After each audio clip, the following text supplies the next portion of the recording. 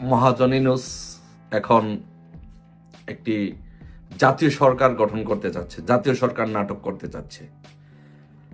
নির্বাচনকে পিছনে নির্বাচন না দেওয়ার জন্য, বাংলাদেশে নির্বাচন যেন না হয়, গণতন্ত্রকে হত্যা করার জন্য, ধ্বংস করার জন্য একটি জাতীয় সরকার নাটক করছে। সালাউদ্দিন বলতেছে ডক্টর ইউনূস সরকার বাংলাদেশে কোনো নির্বাচন দেবে না, সে দিন দিন একটা করে নাটক বের করতেছে নতুন নতুন। তো বন্ধুরা, ভিডিও শুরুতে ভিডিও ফুটেজ দেখে বুঝতেই পারছেন আজকের ভিডিওটা কতটা গুরুত্বপূর্ণ একটি ভিডিও। দয়া করে আজকের ভিডিওটি কেউ স্কিপ করবেন না। তো বন্ধুরা, আজকের ভিডিওতে আর বেশি কথা বাড়িয়ে আপনাদের মূল্যবান সময়টি আমি নষ্ট করতে চাই না। সরাসরি আজকে আমি চলে যাব সালাউদ্দিনের কাছে, আর তার কাছ থেকে আজকে আমরা শুনবো ডক্টর ইউনূস সরকার বাংলাদেশে নির্বাচন দেবে না, দিন দিন কি নাটক বের করতেছে। আসসালামু আলাইকুম। পৃথিবীর যে যে প্রান্ত থেকে দেখছেন সবাইকে সালাম ও শুভেচ্ছা জানাচ্ছি। আসসালামু আলাইকুম। সো বর্তমান বাংলাদেশের প্রেক্ষাপটে আমাদের মহাজন ইউনূস এখন একটি জাতীয় সরকার গঠন করতে চাচ্ছে, জাতীয় সরকার নাটক করতে চাচ্ছে। নির্বাচনকে পিছনে নির্বাচন না দেওয়ার জন্য, বাংলাদেশে নির্বাচন যেন না হয়, গণতন্ত্রকে হত্যা করার জন্য, ধ্বংস করার জন্য একটি জাতীয় সরকার নাটক করছে। আসুন দেখিনি সেই জাতীয় সরকারের নাটকটি কেমন মন্তস্থ হলো, নাটকটি কেমন করতে পেরেছে একটু দেখি। যে এই নাটকে কাদেরকে বাদ দিয়ে সে নাটকটি মন্তস্থ করতে যাচ্ছে এটা একটু দেখি। এবং এই যাদেরকে বাদ দিয়ে বাংলাদেশের ইতিহাস রচিত হয়নি, যাদেরকে বাদ দিয়ে বাংলাদেশ স্বাধীন হয়নি, তাদেরকে বাদ দিয়ে তার নাটক মন্তস্থ কেমন হলো এবং কারা কারা বাদ পড়েছে আসলে একটু দেখি। দেখেন যে বাংলাদেশের ইতিহাসে বাংলাদেশ যে স্বাধীন হয়েছে, সেই বাংলাদেশের নেতৃত্ব কে দিয়েছে? স্বাধীন বাংলাদেশের নেতৃত্ব দিয়েছে বাংলাদেশ আওয়ামী লীগের নেতৃত্ব। বাংলাদেশ স্বাধীন হয়েছে। এখন আপনারা চিন্তা করেন, এই দেশের জনগণ চিন্তা করেন, আপনাদের কাছে বিচার দেওয়া হলো, আপনারা বিবেচনা করবেন, বিচার করবেন যে বাংলাদেশ আওয়ামী লীগকে ছাড়া কোনো জাতীয় সরকার, সেটা কতটুকু হাস্যকর, সেটাকে এদেশের জনগণ মেনে নেবে? মেনে নেওয়ার মতো কোনো পরিস্থিতি আছে? আপনারা বলবেন। তারপরে আপনি যদি বলেন যে বাংলাদেশে রাষ্ট্রীয় ক্ষমতায় ছিল আরেকটি বৃহৎ দল, সেটি হচ্ছে জাতীয় পার্টি। এই জাতীয় সরকারে 9 বছর একটি দেশ শাসন করেছে, সেই জাতীয় পার্টিকে রাখা হয়নি। জাতীয় সরকারে রাখা হয়নি ওয়ার্কার্স পার্টিকে, জাতীয় সরকারে রাখা হয়নি জাসদকে, জাতীয় সরকারে রাখা হয়নি বাসদকে, কল্যাণ পার্টিকে, বিকল্প দ্বারা যেই সভাপতি ছিলেন জনাব বি চৌধুরী, উনি ছিলেন বাংলাদেশের রাষ্ট্রপতি। এবং গত সংসদ নির্বাচনও তার এখান থেকে 2 জন সংসদ সদস্য নির্বাচিত হয়েছেন। অথচ এই দলটিকে রাখা হয়নি, গণতন্ত্র পার্টিকে রাখা হয়নি, গণফোরাম ডক্টর কামাল হোসেনের নেতৃত্বে যে গণফোরাম, এটি যে ঐতিহ্যবাহী সংগঠন, সেই সংগঠনকেও রাখা হয়নি। তৃণমূল বিএনপি, যারা গত নির্বাচনে প্রায় অনেকগুলো আসনে তারা প্রার্থী দিয়েছিল, এবং বিএনপির জাদ্রাল নেতৃবৃন্দ এই তৃণমূল বিএনপিতে আছেন। শমশের মবিন চৌধুরীর মতো লোক এবং তৈমুর আলম খন্দকারের মতো লোক আছেন, তাদেরকে বাদ দিয়ে জাতীয় সরকার গঠন করেছে। এখন আপনারা একবার দেখেন যে কত বড় হাস্যকর একজন লোক বাংলাদেশে এই তত্ত্বাবধায়ক সরকারের অন্তর্বর্তী সরকার প্রধান হয়েছে। তারপরে আপনি যদি দেখেন যে বিএসপি বাংলাদেশ সুপ্রিম পার্টি, যেটি তাকে রেজিস্টার্ড পার্টি, তাকেও বাদ দেওয়া হয়েছে। জাকের পার্টির মতো একটি দলকে বাদ দেওয়া হয়েছে। তৌহিদ ফেডারেশন, তাদেরকে নেওয়া হয়নি। সাম্যবাদী দল, তাদেরকে নেওয়া হয়নি। কৃষক শ্রমিক জনতা লীগ, বঙ্গবীর আব্দুল কাদের সিদ্দিকীর নেতৃত্বে যে কৃষক শ্রমিক জনতা লীগ, তাদেরকে নেওয়া হয়নি। ন্যাপকে নেওয়া হয়নি এবং বিএনএফকে নেওয়া হয়নি। তো আপনারা একবার চিন্তা করে দেখুন, আমি যে রাজনৈতিক প্রায় 18টা রাজনৈতিক দলের নাম বললাম, যে 18টা রাজনৈতিক দলই বাংলাদেশের নিবন্ধিত রাজনৈতিক দল এবং তাদের ইতিহাস এবং ঐতিহ্য আছে। এবং বাংলাদেশের ইতিহাসে বাংলাদেশটাকে যে স্বাধীন করেছে এবং বাংলাদেশের সবচেয়ে বেশি বাংলাদেশের মানুষকে যে সেবা প্রদান করেছে, সেই দলটির নাম হচ্ছে বাংলাদেশ আওয়ামী লীগ। অথচ সেই দলটিকে ছাড়া তারা জাতীয় সরকার গঠন করছে। জাতীয় পার্টির মতো লোক জাতীয় পার্টির মতো দল, সেই দলটিকে ছাড়া তারা তারা জাতীয় সরকার গঠন করতে চাচ্ছে।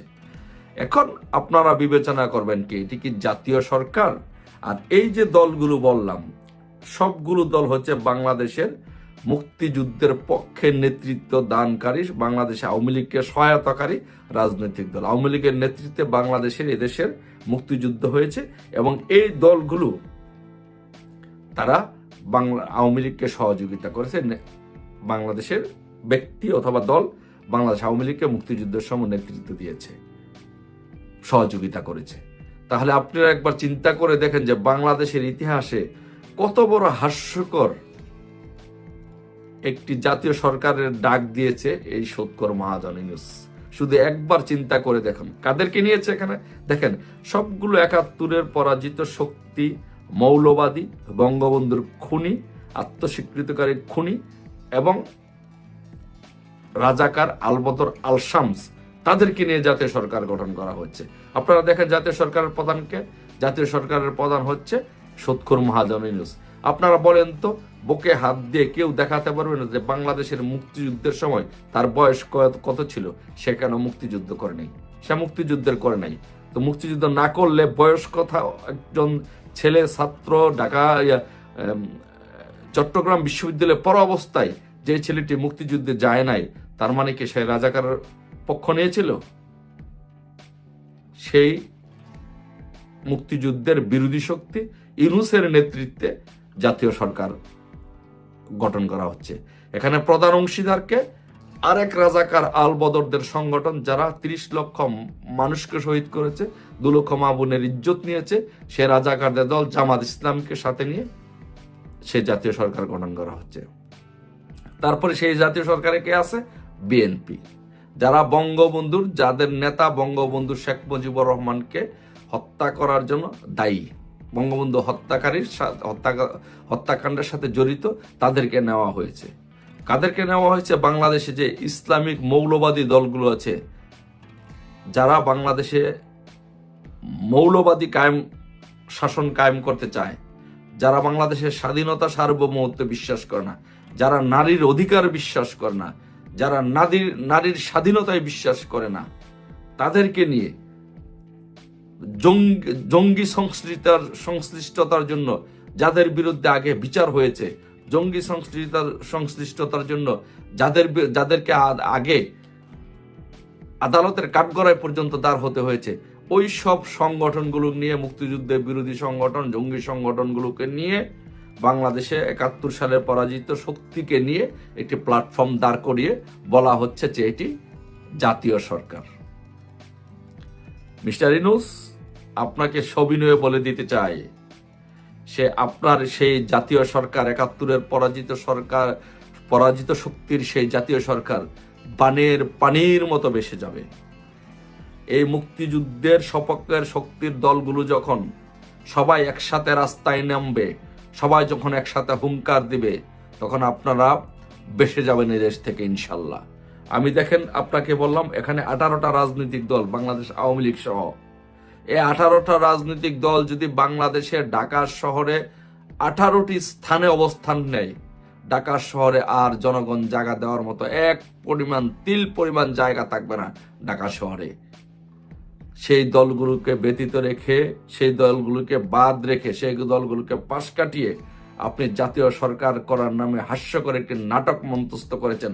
সেই নাটক স্ক্রিপ্টও ভালো হয়নি, নাটকের পারফরমেন্সও ভালো হয়নি, কোনো কিছুই ভালো হয়নি। আপনার সেই নাটক বাংলাদেশের জনগণ খায়নি, খাবেও না। আপনার বিদায়ী ঘন্টা বেজে গেছে, আপনার সময় শেষ।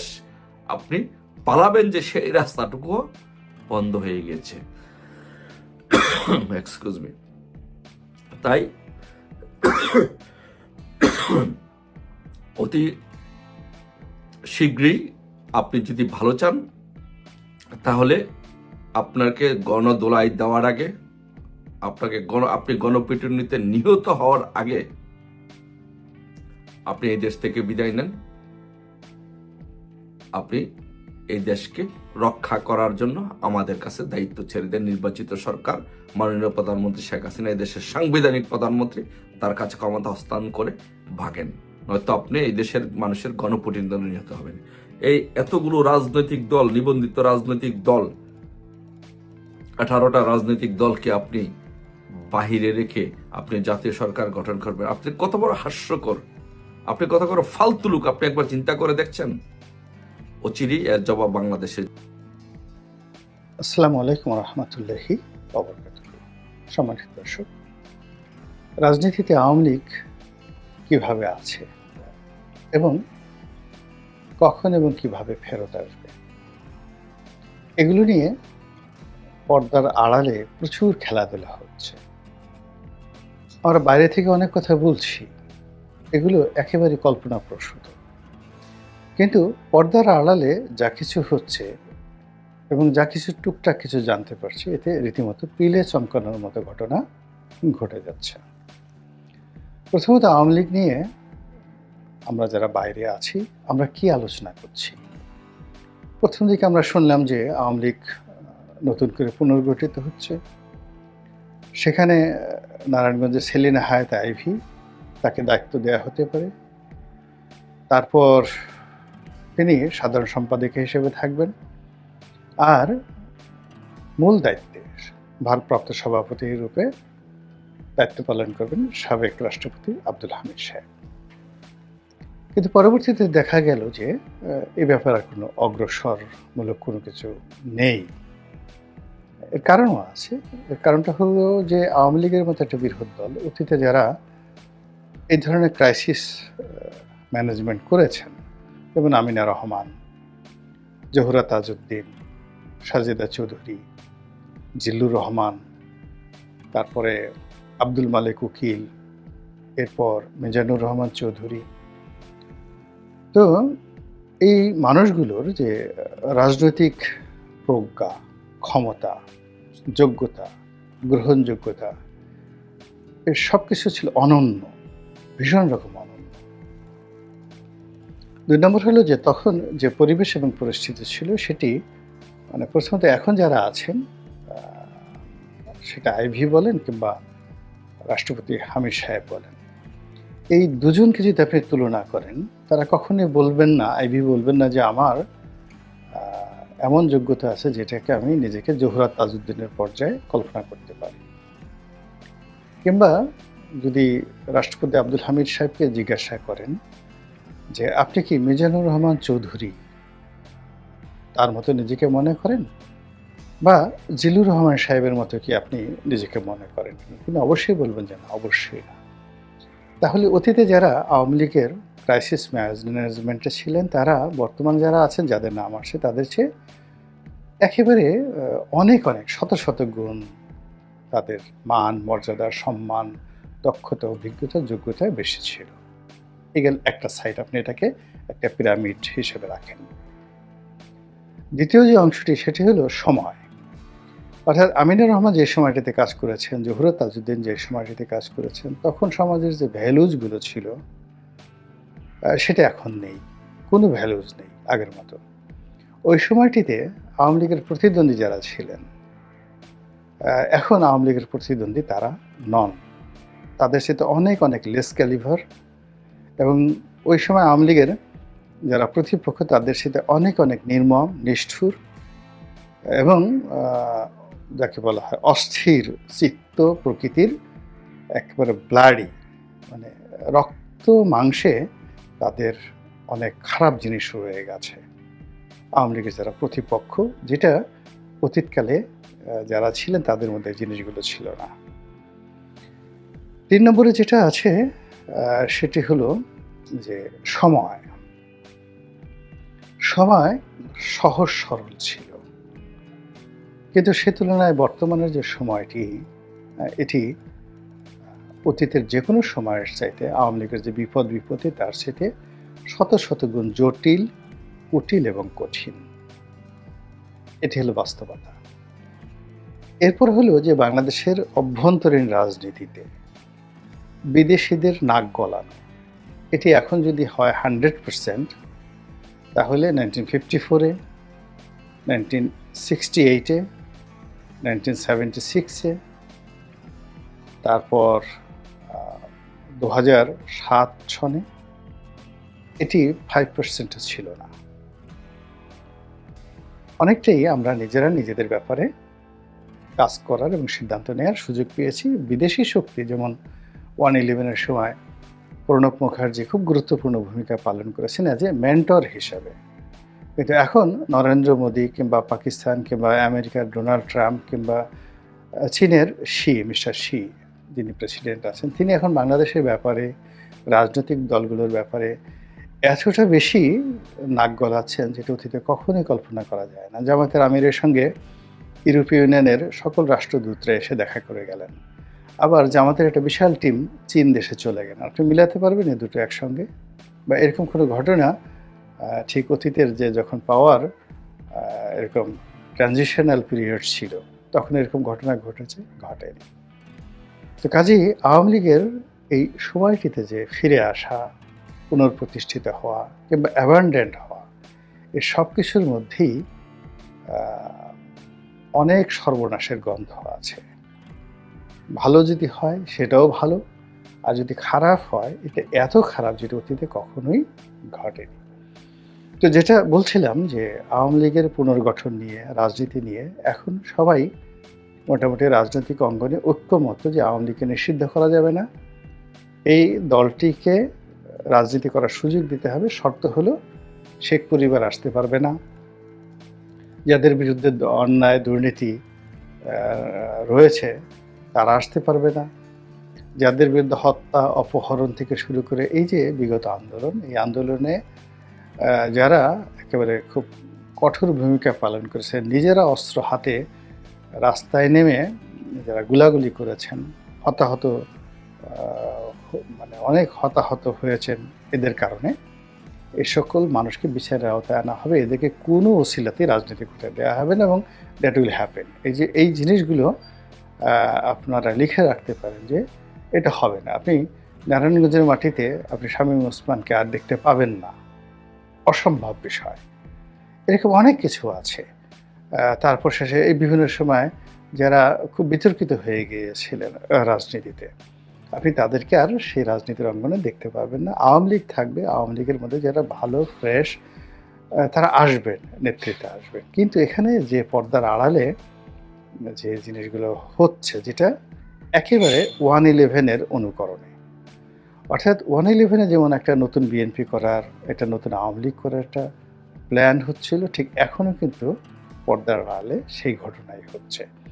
এখানে শেখ হাসিনা, শেখ রেহানা, জয় বা অন্য যারা নেতৃবৃন্দ রয়েছেন, তারা যদি বাংলাদেশের রাজনীতিতে ফিরে আসেন, সরাসরি আমেরিকা এবং ভারত তাদেরকে যদি এনে এখানে ইনসার্জেন্সি ঘটিয়ে, এখানে এয়ার স্ট্রাইক করে, কিংবা এখানে যাকে বলা হয় সার্জিক্যাল স্ট্রাইক, যেটাকে বলা হয় সার্জিক্যাল স্ট্রাইক, এটি করে শেখ হাসিনাকে একেবারে গণভবনে বসায় দিয়ে যাবে, ছাড়া আর পরে আল্লাহ নিজে একটা বাতাসে উড়ে নিয়ে আসলো, দিল্লি থেকে এনে বসায় দেওয়া গেল।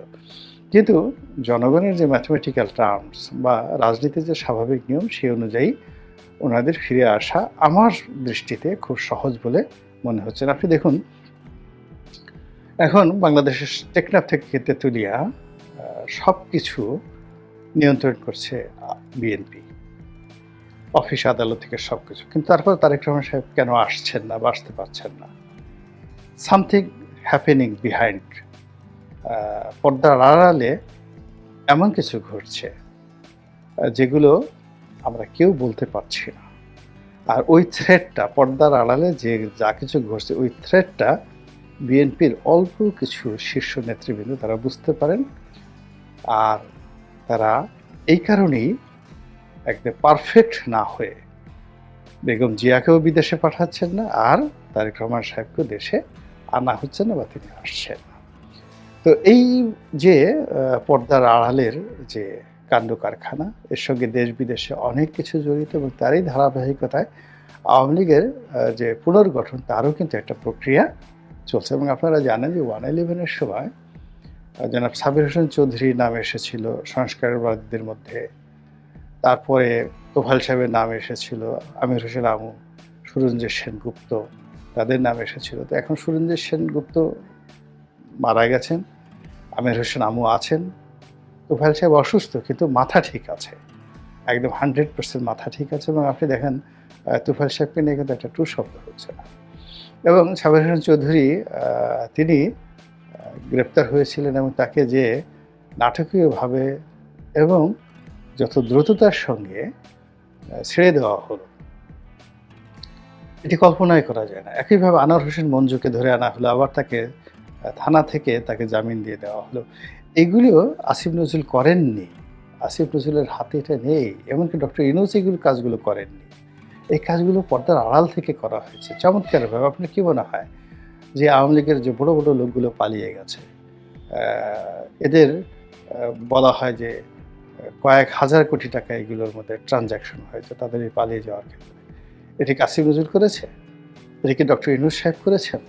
এটি কি স্বরাষ্ট্র উপদেষ্টা করেছেন? ব্রিগেডিয়ার সাখাওয়াত সাহেব করেছেন? কে করেছেন? এই ৬০০ লোক আপনি কেন আরাফাতকে ধরতে পারলেন না? কেন আপনি স্বরাষ্ট্রমন্ত্রী আসাদুজ্জামান খান কামালকে ধরতে পারলেন না? এই জিনিসগুলোর মধ্যে পিঁড়ে চমকানো অনেকগুলো ঘটনা আছে যেগুলো মানে ধরাও যাবে না, বলাও যাবে না, ছোঁয়াও যাবে না। তো একইভাবে আওয়ামী লীগকে নিয়েও কিন্তু এখন অনেক কিছু হচ্ছে। যে কথাগুলো আমরা শুনছি আকাশে বাতাসে, সেটা হলো এখানে জনাব সাবের হোসেন চৌধুরী তাকে এনে সামনে এনে একটা মেরুকরণ করার চেষ্টা করছে এবং তিনি পশ্চিমাদের খুবই প্রিয়, রাশিয়ার আরও প্রিয়, পুতিনের সাথে তার ব্যক্তিগত সম্পর্ক খুবই ভালো, নরেন্দ্র মোদীর সঙ্গে তার সম্পর্ক খুব ভালো এবং এখনও পর্যন্ত তিনি তলে তলে কী করেছেন এটা মির্জা আব্বাস ভালো বলতে পারবেন, যেহেতু তার প্রতিদ্বন্দ্বী। কিন্তু আমরা তাকে একজন আপাদমস্তক শিক্ষিত, মার্জিত এবং ভদ্রলোক হিসেবে জানি। তো তার পিছনে যদি সেনাবাহিনী থাকে, তার পিছনে যদি অ্যাডমিনিস্ট্রেশন থাকে, ডক্টর মোহাম্মদ ইউনূসের গ্রিন সিগন্যাল থাকে, দেশ বিদেশি গ্রিন সিগন্যাল থাকে এবং উনি যদি দল গোছানোর চেষ্টা করেন, বোঝার চেষ্টা করেন এখানে কী ধরনের একটা মেরুকরণ হতে পারে। কেউ কেউ আবার সোহেল তাজকে এবং সমালোচনা করছেন বা তাকে সন্দেহ করছেন যে তিনি অস্বাভাবিকভাবে শেখ হাসিনাকে গালাগাল করছেন। তো খুব বেশি দরদ দেখানো এবং খুব বেশি বিরোধিতা করে এটা কিন্তু খুব সন্দেহজনক। সবাই বলার চেষ্টাই করছেন যে শেখ হাসিনাকে গালাগালি করে, শেখ পরিবারকে গালাগালি করে তিনি একটা সিম্প্যাথি নিতে চাচ্ছেন এবং অ্যান্টি আওয়ামী লীগ যে সেন্টিমেন্ট আছে তাদের কাছে জনপ্রিয় হওয়ার চেষ্টা করছেন। এবং আওয়ামী লীগের লোকজনের একটা সুবিধা হলো তারা তাজউদ্দিনের নাম শুনুক, শেখ হাসিনার নাম শুনুক, বঙ্গবন্ধুর নাম শুনুক, এইগুলোকে বাদ দিয়ে জয় বাংলা শুনলে বা জয় বঙ্গবন্ধু শুনলে এদের মাথা ঠিক থাকে না। তো সেক্ষেত্রে সোহেল তাজকে কেন্দ্র করেও একটা মেরুকরণ হতে পারে, এরকম কথাবার্তা হচ্ছে। আর এর বাইরে যেটি হচ্ছে যে ভারত এখানে যদি খেলে, মানে এককভাবে যদি ভারত খেলে, তাহলে সেক্ষেত্রে লতিফ সিদ্দিকী, কাদের সিদ্দিকী ভ্রাতৃদ্বয় ভারতের ১ নম্বর পছন্দ। তারা লতিফ সিদ্দিকীকে সামনে আনবেন, কাদের সিদ্দিকীকে পেছনে রাখবেন, রেখে এই আওয়ামী লীগকে পুনর্গঠন করার জন্য চেষ্টা করবেন। এবং সেক্ষেত্রে যেটা হবে, আওয়ামী লীগের যে সকল রক্ষণশীল কনজারভেটিভ যারা লোকজন আছেন, যারা সাবির হোসেন চৌধুরীর সাথে কমফোর্ট ফিল করবেন না, সোহেল তাজের সঙ্গে তো নাই, কিন্তু তারা আবার লতিফ সিদ্দিকী, কাদের সিদ্দিকীর সঙ্গে তারা কিন্তু আওয়ামী লীগের একেবারে তৃণমূলের বুড়া গুড়া, মানে আমাদের আঞ্চলিক ভাষায় আওয়ামী লীগের লোকজন বলে, বরিশালের ভাষায় বলে যে হিদলা পড়া আওয়ামী লীগ, মানে আওয়ামী লীগ করতে করতে সারা শরীরে শ্যাওলা পড়ে গেছে। তো এই শ্যাওলা পড়া আওয়ামী লীগগুলোই কিন্তু আওয়ামী লীগের সত্যিকার অর্থে শক্তি। তো এই শক্তিগুলোকে লতিফ সিদ্দিকী চিনেন, এই শক্তিগুলোকে কাদের সিদ্দিকী চিনেন এবং তাদেরকে কিভাবে ডিল করতে হয় এটা এই দুই ভাই ভালো করে জানেন। কিন্তু সাবির হোসেন চৌধুরী, সেলিন হায়াত আইভী কিংবা ধরুন সোহেল তাজ, তারা কিন্তু এই যে প্রবীণ আওয়ামী লীগ বা খেটে খাওয়া আওয়ামী লীগ, যারা কিছুই চায় না আওয়ামী লীগ, খালি হিদলা পড়া আওয়ামী লীগ, সারা শরীরে খালি বঙ্গবন্ধুর সিল লাগাবে, সারা শরীর শুধু নৌকা নৌকার সিল লাগাবে আর বলবে আমি আওয়ামী লীগ করি, না খেয়ে থাকবে 7 দিন আওয়ামী লীগ করি।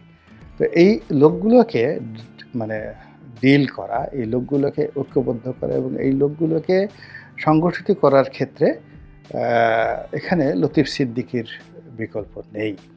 এবং লতিফ সিদ্দিকী কিন্তু 1/11-এর সময় শেখ হাসিনার যাকে বলা হয় ডাকে তিনি সাড়া দিয়েছিলেন। যদিও তার সঙ্গে অনেক অবিচার করা হয়েছে, অনাচার করা হয়েছে, কিন্তু আওয়ামী লীগের একটা সুবিধা হলো যে যত কিছুই করেন না কেন দিন শেষে সবাই আওয়ামী লীগ হিসেবে মরতে চায়। এবং কিছু কিছু জায়গাতে, এবং অনেকে আমরা বিএনপিতে এসেছি, আমি এসেছি, ফজলুর রহমান আসছেন, হাবিবুর রহমান হাবিব আসছেন, কিন্তু ছাত্রলীগের প্রশ্নে কিংবা আওয়ামী লীগের ঐতিহ্যের প্রশ্নে, বঙ্গবন্ধুর প্রশ্নে আমরা একটা সার্টেন লিমিট পর্যন্ত যেতে পারি, এরপরে আলটিমেটলি স্টপ হয়ে যায়, বা বঙ্গবন্ধুকে নিয়ে কোনো একটা কথা আসলে আমরা সেই কথাগুলো বলে ফেলি। এটা আওয়ামী লীগ যারা করেছে বা আওয়ামী লীগ থেকে যারা অন্য দলে এসেছে তারা এই অভ্যাস থেকে বের হতে পারবে না। তো এই যদি হয় আমাদের অবস্থা, আর যারা সাধারণ আওয়ামী লীগ তারা কিন্তু যাকে বলা হয় কোনো অবস্থাতেই যেতে পারে না। এখানে এগুলো নিয়ে কথাবার্তা কিন্তু হচ্ছে। এর বাইরে আর একজন লোককে নিয়ে কিন্তু কথাবার্তা হচ্ছে, যিনি আওয়ামী লীগ করতেন না, জাসদ করতেন। জাসদ করতেন, টাকা পয়সা আছে, সেটা হলো সমকালের মালিক জনাব একে আজাদ। তো একে আজাদকে কেন্দ্র করে একটা আওয়ামী লীগ পুনর্গঠন, সেটা একে আজাদ সাবের হোসেন চৌধুরী যদি হয়, সেটা আবার আর এক ধরনের এলিট ব্যবসায়ী, তারপরে শেষে টাকাওয়ালা, মানে এটা আলাদা। এবং একে আজাদকে যারা চিনেন, কাছাকাছি চিনেন, তিনি পারেন না এমন কোনো কর্ম নাই, তিনি সব পারেন। তার পক্ষে অনেক কিছু করা সম্ভব, অনেক কিছু করা সম্ভব, নেগেটিভও করা সম্ভব, পজিটিভও করা সম্ভব। তিনি পারেন, সব কিছু করতে পারেন। তো এই সময়টিতে দল হয়তো আওয়ামী লীগের সঙ্গে তার সম্পর্ক, শেখ হাসিনার সাথে তার ব্যক্তিগত সম্পর্ক একেবারেই নেই, একেবারেই নেই। ফরিদপুর জেলা আওয়ামী লীগের সাথে তার কোনো সম্পর্ক নেই। কিন্তু যদি যাকে বলা হয় পর্দার আড়াল থেকে যারা আওয়ামী লীগ পুনর্গঠিত করতে চান, তাদের ক্ষেত্রে একে আজাদ কিন্তু একেবারে যাকে বলা হয় ১ নম্বর পছন্দ, ১ নম্বর পছন্দ। এবং সেটা কি হবে, হবে না, পারবে কি পারবে না, সেটা পরের বিষয়। কিন্তু এটা হতে পারে, এবং এগুলো নিয়ে কিন্তু যথেষ্ট আলাপ হচ্ছে, আলোচনা হচ্ছে।